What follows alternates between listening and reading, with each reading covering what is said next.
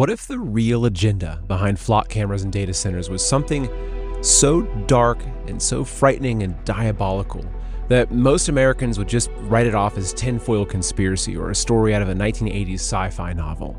Seemingly overnight, these two issues have become hotly debated topics in America, flooding social media feeds and making headline news, even transcending party lines with left, right, middle, all up in arms about these cameras and data centers. Now, has this happened because the general public is suddenly aware of the technocracy behind it or the threat that it poses to their freedom? No, unfortunately not. I think the reason's much simpler. I think it's because these things started affecting average, everyday Americans. The middle-class family living in the suburbs of Columbus, Ohio, that suddenly realized that their electric bill was going up month after month. 15% more, 50% more, 140% more. Why is this happening? Oh, it's those new giant data centers. The grandparents living in a small rural town in Texas that started noticing that the noise at night, that quiet evening that was once filled with a chorus of frogs and crickets, was now filled with something else. This mechanical, unsettling hum of the new data center that was built half a mile away. Sure, they were happy for their farming neighbors that sold 200 acres for 7 figures. What they didn't realize, though, was that multi-million-dollar sale wasn't just for that Smith's family's land. The sale was also for the nighttime peace of the entire community. And so once this started happening to enough people across the nation, people started speaking out. So seemingly out of nowhere, crowds were showing up at city council planning meetings to oppose new data center construction. But then you have the flock cameras. So the Jacksons noticed that the black pole and camera that appeared overnight at their local playground had some strange things about it. The license plate reader wasn't pointed or near even a busy road. It was looking right at the playground, like at the kids playing. And that got them asking questions. Sam was pulled over at gunpoint by a squad of 7 officers because he'd supposedly stolen the car that he was driving. Never mind that he'd bought it 2 years ago and that he had a copy of the title with his name on it in the glove box. The department later apologized and said that a flock camera had incorrectly identified his vehicle as stolen, so that got him asking questions. And now Tiffany thought she'd finally rid herself of this abusive relationship with her ex-husband. But then she noticed him appearing in the public places that she visited, watching her at the local park, walking in the same bar where she was having drinks with a friend. She started freaking out. She couldn't make sense of it. Until one morning she saw a local news headline on Facebook. Her ex-husband was a police officer, and he'd just been caught using flock cameras to track the locations of people that he was stalking. It made her sick to her stomach, and then she started asking questions. So the names in these stories are just placeholders, but these stories are real, and there's a lot of them. Data centers and flock cameras have made national headlines because enough Americans started speaking out about how this technology was negatively affecting their lives. They started asking questions. But there's one question that very few have thought to ask. Why the sudden, almost frantic push for data centers and flock cameras in the first place? Why the executive orders designed to make data centers as untouchable as possible by the will of the people? Why the massive taxpayer-funded contracts with a multi-billion-dollar surveillance company whose entire business model was built on surveilling every single American in the country? Well, getting the correct answers starts with asking the correct questions. But the answer to this question is extremely complex, and it spans nearly 100 years and involves some of the most wealthy and powerful people in the world. So in this show, I'm going to do my best to explain that why in the simplest and most honest way that I can. Now, you might disagree with my answer, and that's fine, but you might be frightened by it, and I'd say that's actually a pretty healthy first step. Just to let your next step be learning to channel that fear or that anger into something that can stop this plan, and into making yourself and your family more resilient and better protected from it. Okay, buckle up. Welcome to Man in America, a voice of reason in a world gone mad. I'm your host, Seth Holhouse.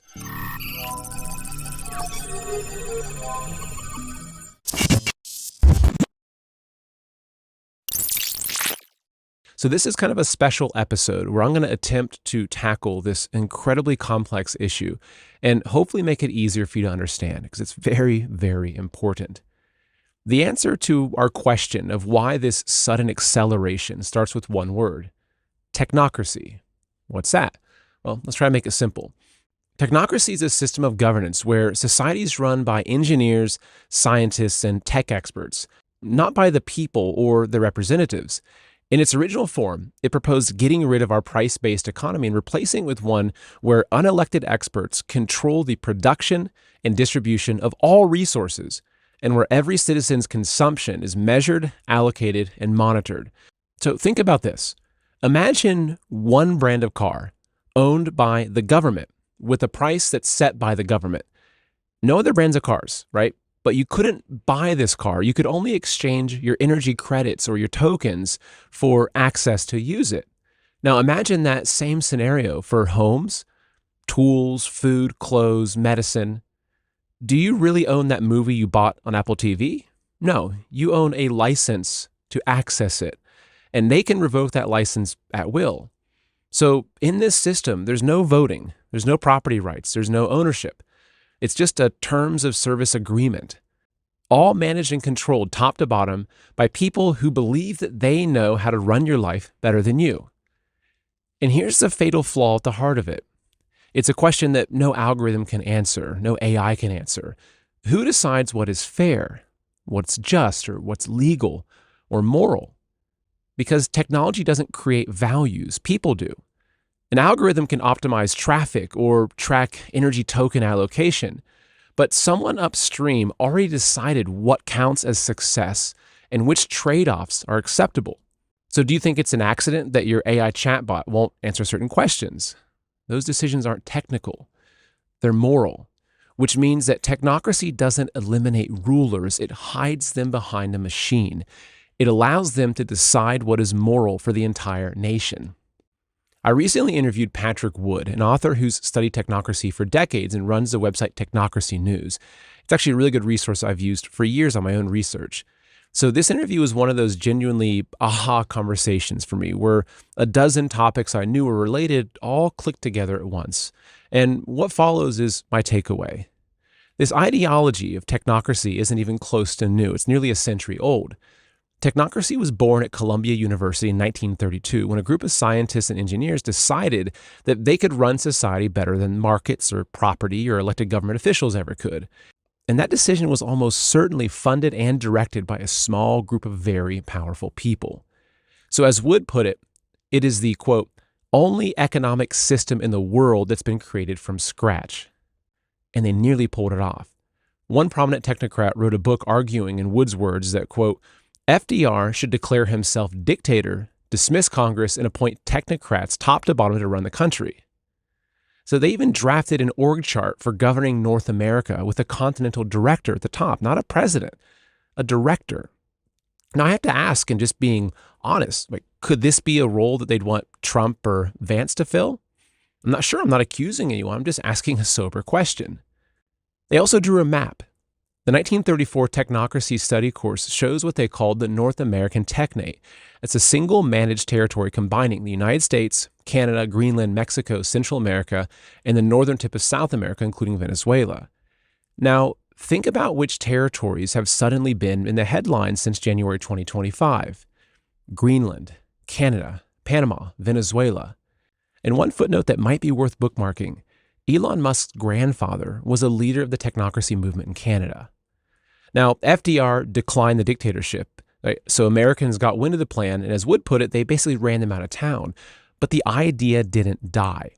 In 1973, Zbigniew Brzezinski and David Rockefeller founded the Trilateral Commission to create a new international economic order. There was only ever one new economic system on the shelf. Brzezinski even named the destination coming, calling it a technotronic era, arriving roughly 50 years out. So 50 years out from 1973. Do the math on that one. Now, what's that destination look like? So here is a direct quote from Brzezinski in his book, Between Two Ages, America's Role in the Technotronic Era, which he wrote in 1970.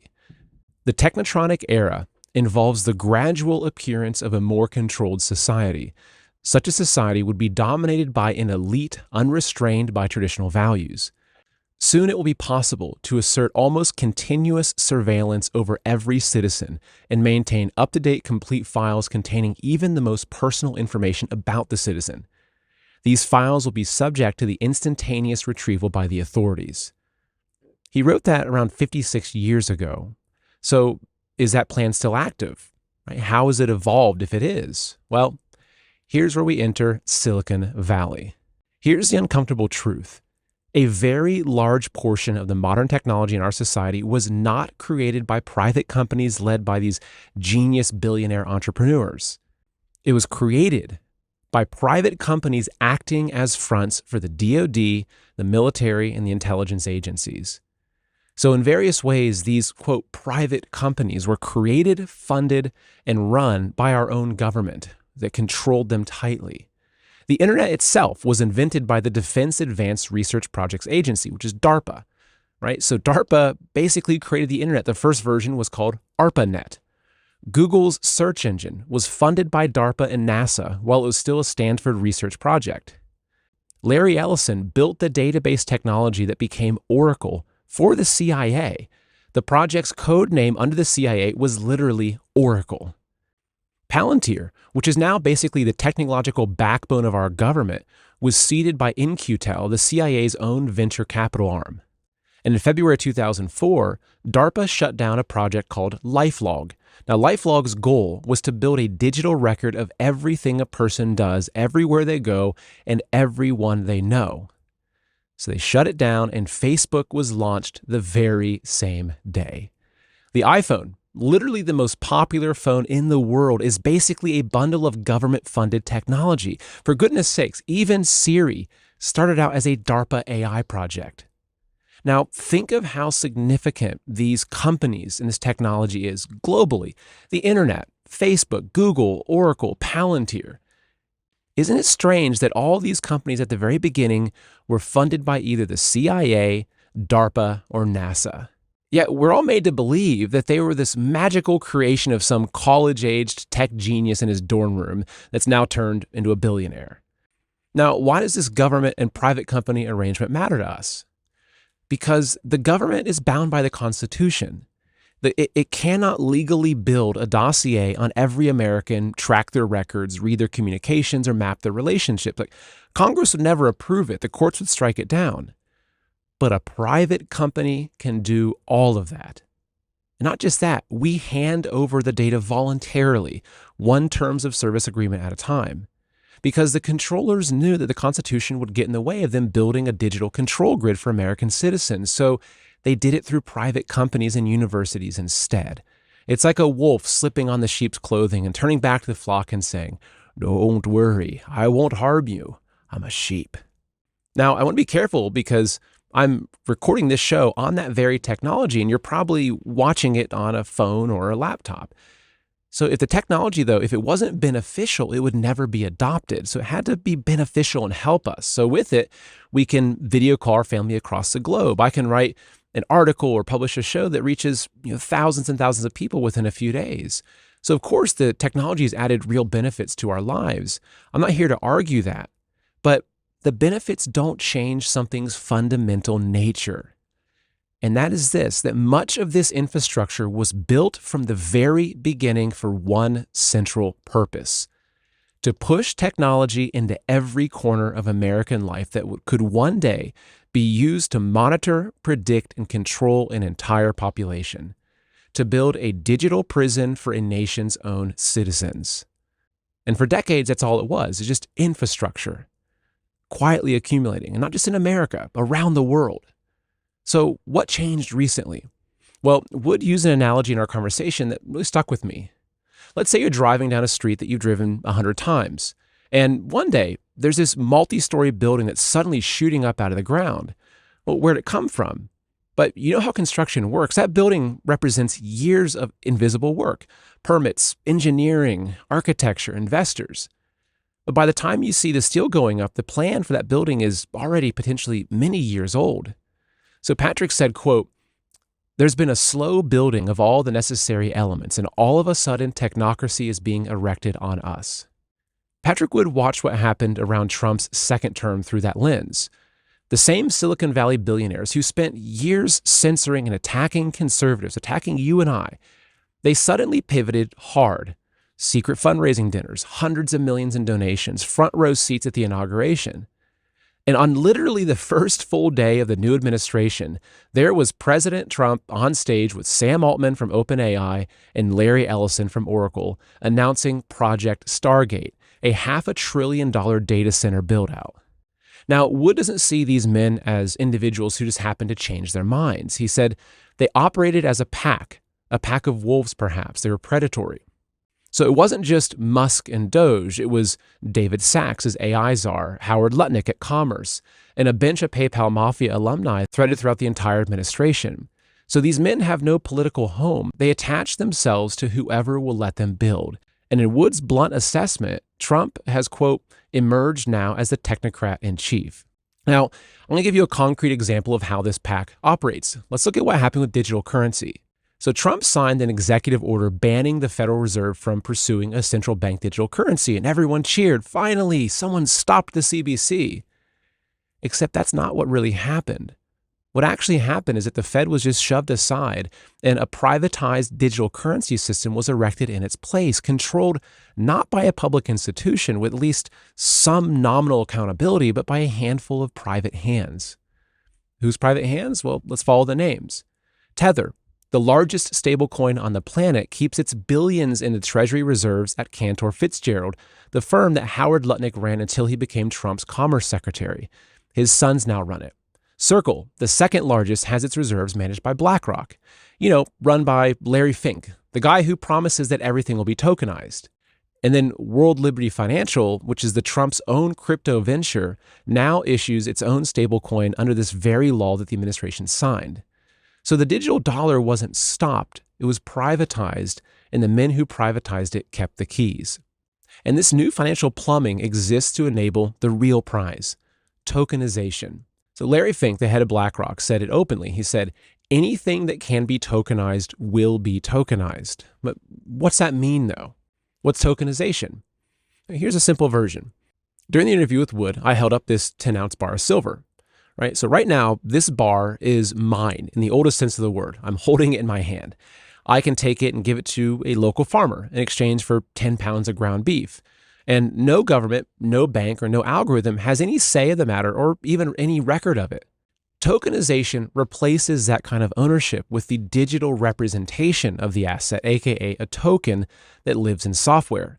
And tokens are programmable, which means that an algorithm or some tech guy can program how you're allowed to use your tokens. So the tokens that represent your money can be blocked from buying a plane ticket or some extra steak at the grocery store. The token that represents your house can be revoked based on your behavior, your carbon footprint, or even your politics. BlackRock has already tokenized huge portfolios of the American homes it bought up after 2008. You don't own things in that system.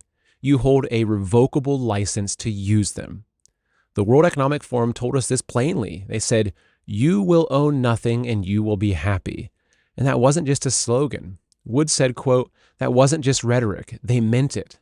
His word for where it all leads is the right one. It's a digital gulag, not built by seizing your property at gunpoint, but by quietly removing your options until the tokenized version is the only version left. Brzezinski summed it up really nicely in his 1970 book. He said, it involves the gradual appearance of a more controlled and directed society.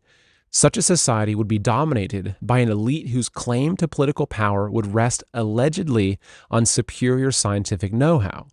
Unhindered by the restraints of traditional liberal values, this elite would not hesitate to achieve its political ends by using the latest modern techniques for influencing public behavior and keeping society under close surveillance and control. That was 1970. So do the flock cameras make sense? The data centers? Now, at this point, maybe you're asking, okay, so where is this now heading? Like, what's the end state? So for that, you need to meet the philosophy that these men actually follow because they've told us this answer in writing. Do you remember when Elon Musk walked on stage in his black hat and declared himself not just MAGA, but dark MAGA? Now, almost nobody knew exactly what he was referencing. He was referencing the Dark Enlightenment, a philosophy developed by a blogger and software engineer named Curtis Yarvin, and supported from the beginning by Peter Thiel, who has literally called Yarvin his house philosopher. And what about Musk? Musk consulted with Yarvin on the creation of a third political party they wanted to call the America Party. Yarvin even gave Elon the blueprint for Doge. So Yarvin is central to the technocratic agenda. And here's what his Dark Enlightenment actually proposes. First, dissolve the constitutional republic. Democracy, in this view, is a failed experiment. Second, replace it with a monarchy, not a metaphorical one, an actual sovereign executive, unbound by Congress, courts, or elections, running the country like a Silicon Valley startup. Third, transfer the nation's property into a sovereign corporation, also known as a SovCorp, managed by technocrats on behalf of the public good, as they define it. If that sounds like a fever dream, notice something. It's almost word for word in the 1933 plan. The monarch is the continental director. The sovereign corporation is the technate. The org chart already exists. It's 90 years old. Look at this. As Wood said, this is the same exact playbook that they're putting on us today. Now, what becomes of ordinary people in this system once AI has taken most of our jobs, as they're telling us will happen? So Yarvin addressed that question directly in a 2008 essay in a passage that he framed as a thought experiment. Now, I'm going to quote it because you wouldn't believe me otherwise. He says, quote, "Our goal, in short, is a humane alternative to genocide. The ideal solution achieves the same result as mass murder, which is the removal of undesirable elements from society, but without any of the moral stigma. His solution is to virtualize the useless, to seal them in cells wired into what he calls an immense virtual reality interface, where they can experience what he says, a rich, fulfilling life in a completely imaginary world." And this is the Matrix, offered as a policy proposal by the House philosopher of the men now basically running our government's entire technological infrastructure. Now, Wood's response to this was unsparing. He said, "These people are going to end up being the killers of the century." Now, there's one more concept that you need to understand that explains this dizzying speed of all this. It's called accelerationism. You'll find it in Mark Andreessen's Techno-Optimist Manifesto. The idea is to build and advance so fast that no Congress, no court, no regulator, no town hall meeting can possibly keep up. Accelerate until the old system breaks. That's what it is. So now we can answer the question we started with about data centers and flock cameras. The data centers are the brain. You can't run a society by algorithm without somewhere to run all the algorithms. And managing the tokenized behavior of 340 million people requires computing infrastructure on a scale that's never been built before. So that's why the executive orders. That's why the $500 billion investment. That's why all the money into the AI bubble. That's why the jump in your electric bill. The flock cameras are the eyes. And it's not just flock, it's multiple companies racing to get their cameras up. A programmable society requires knowing where every person and every vehicle is at all times. That's why the license plate reader is pointing at the playground. The tokenized dollar is the bloodstream. Control what people can buy and access, and you control what people can do, or what they're not allowed to do. None of these things is an isolated annoyance. They are organs of a single body. The building that Wood described is going up right now in real time on your street, and the permits were filed before most of us were even born. We're not drifting toward technocracy. I honestly believe that we're undergoing a technocratic coup that began in 1932. And trust me, I pray to God that I'm wrong. Now, if you've made it this far, you might be feeling that fear I mentioned at the beginning. Good. It's not a bad thing. Channel it. Because here's the thing that technocrats can't engineer around, is that this plan only works on a population that doesn't see it before it's too late. So, think local, not federal. The fight is at your city council, your city commission, your state house, even your own neighborhood, not in Washington, D.C. The large crowds showing up at planning meetings to stop data centers, that's the model and it's working. Wood even drafted a digital Bill of Rights, which is available on his website, and I'll link it in the show description, that's designed for state legislators. It's a legal safety net to insulate individuals from this system, even where you can't tear the cameras down. Print it, bring it to elected people that you elected.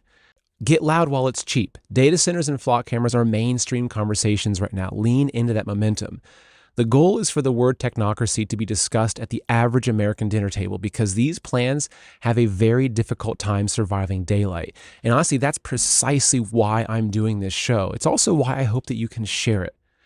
Also, starve this system wherever you can. Use cash. Tell people why. Wood was saying that he hands cash to servers every time he eats out as their tip, and he says you'd be surprised at how quickly people get the idea. Drive the old car that you can fix with your own two hands instead of the new one that records your conversations. Buy the silver bar. Buy from the farmer. Ditch your smart tech. Now, I'm not saying get rid of all your technology and move to some cabin in the woods, though the idea is kind of attractive. Start with the tech that's the most infected with this system. New smart cars that monitor the driver and can be remotely shut off. Wearable devices that always track your location, your heart rate, and a lot more. Ring cameras that feed directly into this beast system. And if you're really brave, ditch your smartphone for an old school flip phone. Build resilience, build community, grow food, learn the skills that your grandparents had, know your neighbors, and know where your dinner comes from. Now, if you're smack dab in the middle of a big city with 600 cameras all around you, your options are more thin. If you're out in a rural area or some far suburb with a real local community around you, every one of those relationships is a layer of protection this system can't easily penetrate. But if you're in that big city, make some friends in the country, honestly, and map out a quick way to get out of the city if you need to. And here's another key: refuse the black pill. The technocrats want you to believe that this is all inevitable, but it isn't. Their AI investments are losing money. Younger generations, which are historically the first adopters of any new technology, are actively resisting this one. They hate AI, and they even sabotage it in their workplaces. Wood pointed to industry estimates that as much as 40% of the current data center capacity may ultimately fail. They have weaknesses, he said. They're just men after all. And one last thing. This is the rare issue that can genuinely unite our divided country. Walk up to your average person with blue hair and an Antifa shirt on and ask if they're worried about Peter Thiel and government surveillance. They'll probably buy you a coffee. The libertarians are already in. The left is coming around on a lot of this stuff. The right's coming around on the truth about these billionaires that they trusted. Nobody anywhere on the spectrum voted for a monarch. We didn't sign a consent form for any of this. And as Wood said in the final minutes of our conversation, we're the only ones who can be in charge of our own future. He said, quote, "Resist however you can. Resist the system and don't let it consume you." Now, there's one last thing. It's personal. So everything that you just read is exactly why I'm building the Ark. For those of you who don't know what it is, the Ark is a private online community. I wanted to create something extremely private, a place where people could unite around these beliefs and genuinely support each other outside the reach of the algorithms and data brokers. But my honest biggest goal is this: to use an online platform to build the strongest local networks of freedom-loving people possible as quickly as possible. Because I believe that there may come a time, and I hope it's many years away, when we completely lose our privacy and lose the ability to find each other through the internet at all. So if the Ark is ever taken down, and we're doing everything possible to prevent that from happening, I want the networks and the communities that it helped build around the world to be so strong that they withstand it and go on to build even stronger local communities without us. And these communities are not about fighting or resisting. They're about preserving. Because when communities splinter, critical things are lost: shared culture, relationships, dependability. So we see it as our mission to build an Ark that can carry the best of human culture into the future, no matter how intense the storms get. Integrity, self-reliance, freedom, virtue, faith, the appreciation of beauty. And you can't forget knowledge, the knowledge of how to live off your land, how to preserve food, how to build strong local networks, how to protect yourself and your family. The more people in these communities that have this kind of knowledge, the stronger they're going to be. So that's why the Ark also has an online academy for preparedness, survival guides for every disaster imaginable, and live Q&As and roundtables with leading experts from health to permaculture. It has food and gardening tools. It has a planting almanac calendar, local foraging guides, water and food storage calculators, and a whole lot more. So the Ark is launching very soon, and nearly 15,000 people are already on that wait list. Now, the list is still open, so if you want to join that wait list, just go to buildtheark.com and be among the builders, the core members who are at the very beginning. Now, despite everything I've said so far, I want you to know that I'm honestly optimistic. Not because the threat is small, but because there are a lot of really good people in America. Regardless of what this system wants you to think, there are a lot of Americans with strong faith in God and the heart to truly help out a neighbor in need. They didn't vote for this. They weren't ignoring this in the past because they were apathetic. It's because they didn't know about it. It's because the system went through great lengths to hide itself. But now the masses are starting to see it, and they are full of righteous indignation.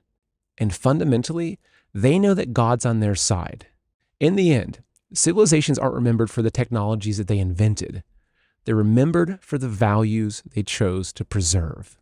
So please share this with anybody you think would benefit from seeing this information. It's really important that we get more Americans aware of this agenda.